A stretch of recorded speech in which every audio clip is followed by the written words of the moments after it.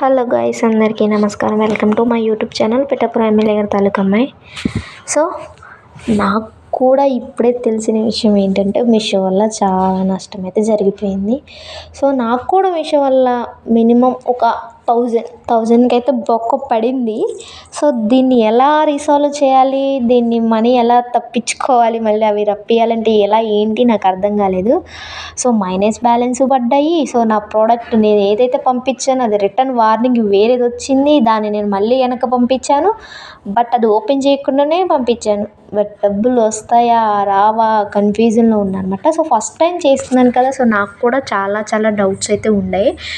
So చెప్తున్నాను, తెలిసి తెలియక చేస్తున్నాం కదా, సో ఎలా ఉంటుందో ఏమో తెలియదు కానీ సో ఎక్స్పీరియన్స్ అయితే కానీ ఓకే ఈ స్టెప్ తీసుకోవడం వల్ల ఇలా అవుతుంది కాబట్టి సో నెక్స్ట్ స్టెప్ తీసుకోవాలనే ఐడియా అయితే మనకు వస్తుంది. సో నేనేంటంటే ఫస్ట్లో ఏం చేశానంటే సో ఆర్డర్స్ రాగానే బరాబరా అంటే నేను మంచి ప్రోడక్ట్ పంపుతున్నాను కదా, నచ్చుతుంది, రిటర్న్ రాదు అనే నమ్మకంతోనే ఉండే ఫస్ట్ నుంచి. నేను దగ్గరగా ఒక 13 కొరియర్లు అయితే నా దగ్గర నుంచి వెళ్ళినాయి, కానీ అందులో 2 రిటర్న్స్ వచ్చినాయి, మిగతా అన్నీ సో మంచిగానే వెళ్ళినాయి. సో నాకు అమౌంట్ కూడా పడింది, సో నో ప్రాబ్లం. కానీ ఇప్పుడు రిటర్ను రాకపోగా డబ్బులు కూడా కట్ అవ్వడం బాధాకరమైన విషయం.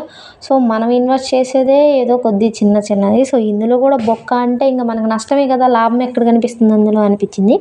అయితే నేను ఏం చేశానంటే ఫస్ట్లో ఆర్డర్లు రాగానే బుల్ల అని చెప్పేసి ప్యాకింగ్ కవర్లు బయట నుండి తీసుకొచ్చి ప్యాక్ చేసి పంపించా. కానీ ఫస్టే మనము బార్కోడ్ ఉన్న ప్యాకెట్స్ తీసుకొని పంపించడం వల్ల ఏంటంటే రిటర్న్ వచ్చేటప్పుడు కానీ ఏదైనా క్లైమ్స్ మనకి అమౌంట్ ఎంతో కొంత, మొత్తం రాకపోయినా ఎంతో కొంత అమౌంట్ అనేది వస్తుంది కదా. సో దానివల్ల మనకి ఏ ప్రాబ్లం ఉండదు. సో నాకు తెలియదు ఆ విషయం.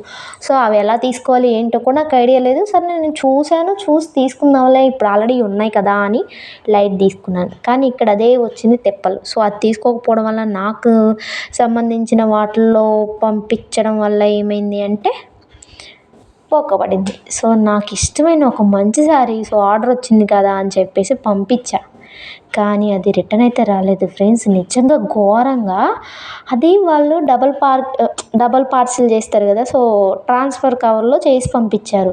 సో అది నా చీర పెద్దది, నేనేం చేశానంటే ప్యాకింగ్ కవర్లు కూడా నా చీర పట్టేంత 10x12 తీసుకొని మరీ ప్యాక్ చేసి నీట్గా ప్యాక్ చేసి మరీ పంపించా. సో రిటర్న్ వచ్చినప్పుడు దాని సైజు ఎంత ఉందో తెలుసా, చిన్నగా ఉంది. నాకు చిన్నగా ఉంటే అది చీర కదా నేను పంపించి, నేను అంత చిన్నగా ఉంది సో అని చెప్పేసి ట్రాన్స్పరెంట్గా ఒకసారి తీసి చూస్తే ఏముంది, తీయలేదు. నేను అసలు ఓపెన్ చేయాలి. ఆయన పార్సిల్ తీసుకొచ్చిన ఆయన దగ్గరే ఇది నాది కాదండి, నేను పెట్టింది ఇది కాదు, రిటర్న్ వార్నింగ్ రిటర్న్ వచ్చింది అండి అని చెప్పాను.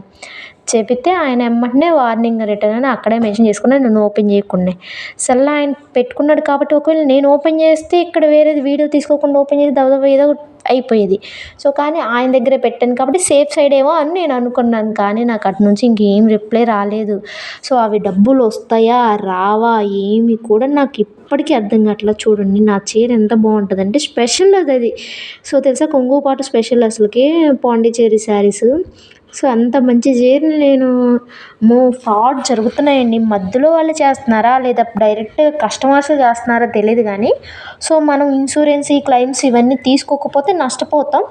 అది కాక వాళ్ళు రిటర్న్ పెట్టారనుకోండి, క్యాన్సిల్ చేసినప్పుడు మళ్ళీ రిటర్న్ వచ్చేటప్పటికి మనకి 170 రూపీస్ కట్ అవుతాయి.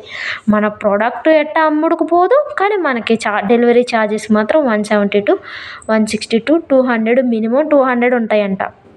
సో నిజంగా మీషో వల్ల కొంత అయితే నష్టమే అనిపించింది, బట్ చెయ్యాలా వద్దా అర్థం కాలేదు. సో ఒకదానికే నేను ఎందుకు వెనకడుగు వేయాలని ఒక ఇంటెన్షన్ ఉండే, సర్లే అని చెప్పేసి బార్కోడ్ ఉన్న ప్యాకెట్స్ అయితే ఎలాగో ప్యాకెట్స్ తీసుకుంటాం కాబట్టి బార్కోడ్ ఉన్నే తీసుకుందాము అని చెప్పేసి అవైతే సేల్ చేశాను. సో వాటి ద్వారా వెళ్ళిన ఏమన్నా రిటర్న్ వస్తే ఎలా ఉంటుంది ఏంటి చూడాలి, నష్టపోతే పోయాం తెలుసుకోవాలి అనే ఇంటెన్షన్తో చేస్తున్నాను. సో బార్కోడ్ ఉన్నవి అయితే తీసుకున్నాను ప్యాకెట్స్, అవి రేపు వస్తాయేమో మేబీ.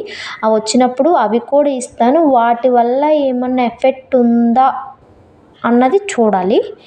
అంటే ఆ బార్కోడ్ వల్ల ఏమన్నా క్లెయిమ్స్ అప్రూవల్ అవుతాయా లేదా, అప్రూవల్ అవ్వకపోతే ఏంటి, ఇంకా ఏమేమి స్కీములు తీసుకోవాలి ఇవన్నీ ఆలోచిస్తా. యాక్టివ్ రిటర్న్ అనేది క్లెయిమ్ అవుతుందా లేదా, ఆ క్లెయిమ్ అయితే ఎంత అమౌంట్ వస్తుంది, సో మొత్తం అమౌంట్ రాకపోయినా అట్లీస్ట్ మన వరకైనా వస్తుందా లేదా అనేది అయితే చూస్తాను. సో అందుకనే నేను డీటెయిల్గా ఏ వీడియోస్ చేయట్లేదు. సో ఒకటి సక్సెస్ అవుతుంది, నాకు ఇన్సూరెన్స్ కూడా క్లెయిమ్ అవుతుంది అన్నప్పుడు నేను కూడా అందరితో షేర్ చేసుకోవచ్చు, యూజ్ అవుతుంది అని చెప్పొచ్చు. ఫస్ట్ ఏం చేయాలి, తర్వాత ఏం చేయాలి అనేది A to Z చెప్దాములే అని చెప్పేసి నేను వీడియోస్ కూడా చేయట్లేదు. నేనైతే కొన్ని ఆర్డర్స్ కూడా యాక్సెప్ట్ చేయట్లేదు భయంతో. ఎందుకంటే ఇవి వెళ్తే ఎక్కడ క్యాన్సిల్ అయ్యి వస్తే మళ్ళీ నాకు 200 మళ్ళీ ఛార్జీలు వేస్తారని భయం. నాకు వచ్చే డబ్బుల కంటే పోయే డబ్బులు ఎక్కువ ఉంటాయి అని భయంతో, అంటే మనం ఏదో చిన్న చిన్న ఇన్వెస్ట్మెంట్ కదా, సో ఇది కట్టా కాదా అని చూస్తున్నాను. సో కానీ అనిపించింది, బాధ వేసింది, అరే సంపాదించే దాంట్లో మళ్ళీ కట్టింగులా అని అనిపించింది. దీనివల్ల నష్టమా లాభమా ఏంటి, నేను పెట్టే ప్రైజ్లే తక్కువ ప్రైజ్లు పెట్టి సేల్ చేస్తున్నా, మళ్ళీ నాకు ఇలా నష్టం వస్తే ఇంకా నష్టమే కదా అని చెప్పి ఆలోచిస్తున్నాను. సో చూడాలి ఇప్పుడు పెట్టినవి ఎలా అవుతాయి, ఆర్టీఓ రిటర్న్స్ వస్తాయా రావా, అమౌంట్ ఏమవుతుంది ఏంటి అన్నది ఫైనల్గా అయితే మొత్తం టెస్ట్ చేసి క్లియర్ కట్గా మీరు ఎలా చేస్తే మీకు యూజ్ అవుతుందో అలా చెప్తాను. అలా చేయండి, మీకు నష్టం రాకుండా 1 రూపీ కూడా మీకు కట్ అవ్వకుండా ప్రాసెస్లు అన్నీ వెతికి నేను చెప్తాను. నాకు అంటే నేను అలా అవ్వదేమో, అంటే నేను పంపించింది మంచి అండి, చీరలు మాత్రం చాలా క్వాలిటీ. వాళ్ళు పెట్టింది నేను కరెక్ట్గా పంపించే, కానీ ఫ్రాడ్ చేసే వాళ్ళు ఉంటారని నాకు తెలియదు. వాళ్ళు అలాంటి వాళ్ళు ఉంటారని తెలిస్తే అలా ఎందుకు చేస్తాము. సో మీషో అయితే నేనైతే చాలా, అంటే మినిమం ఒక 1000 దాకా నష్టపోయాం ఫస్ట్ టైం. సో చూడాలి, ఆ 1000 తిరిగి వాళ్ళ దగ్గర నుంచి రప్పియాలి అనే కసితో కూర్చున్నాను అనమాట. సో అది ఎలా ఏంటి అనేది ప్రాసెస్ జరుగుతుంది. ఆ ప్రాసెస్ సక్సెస్ అయితే A to Z మీకు నేను చెప్తాను ఎలా చేయాలి అనేది. సో మీ దగ్గర నుంచి అమౌంట్ కట్ అవ్వకుండా బిజినెస్ చేసుకునే విధానంగా నేను చెప్తాను. నేను ఎందుకు వెనక స్టెప్ వేయట్లేదంటే, ఇక్కడ ఓడిపోయానని చెప్పేసి బ్యాక్ స్టెప్ వేస్తే మిగతాది ఏంటో మనకు తెలియదు కదా. సో అందుకని తెలుసుకోవాలని నేను కూడా ఆర్టీఓ రిటర్న్ బార్ కోడ్ ఉన్న ప్యాకింగ్లో అయితే సేల్ చేశాను. సో అవి వచ్చాక వాటిలో నెక్స్ట్ ఆర్డర్స్ అన్నీ తీసేసుకుందాం, ఏం జరిగిద్దో చూద్దాం. సో ఎవరైనా సరే ఈ వీడియో ఫస్ట్ టైం చూస్తున్నట్లయితే సబ్స్క్రైబ్ చేసుకోండి, లైక్ చేయండి, షేర్ చేయండి, కామెంట్ చేయండి. ప్రస్తుతానికైతే రిటర్న్ వచ్చేటప్పుడు మాత్రం జాగ్రత్త, ఏమన్నా సేల్ పెడితే వెళ్ళేటప్పుడు బాగానే వెళ్తుంది, తిరిగి వచ్చేటప్పుడే డౌట్. వెయిట్ మొత్తం బయటకు తీద్దాం.